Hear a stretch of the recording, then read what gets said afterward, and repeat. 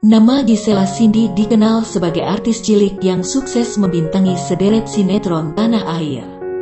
Namun adik dari Gracia Indri itu lantas meninggalkan karirnya untuk kuliah di Kanada. Hingga kemudian Gisela Cindy memutuskan bekerja di Kanada. Lama tak mendapat sorotan, pemeran sinetron Candi itu membagikan kabar bahagia. Gisela Cindy kini memiliki pekerjaan baru. Kabar itu disampaikan Gracia Indri melalui Instastory, Selasa tanggal 23 November tahun 2021. Gracia bangga dengan pencapaian sang adik. Tampak potret Gisela Cindy membawa buket bunga dan sekotak makaron. Diketahui Gisela memiliki karir yang sukses di Kanada. Pemilik nama Gisela Cindy Sulistiani Groom itu menjadi manajer toko sepatu.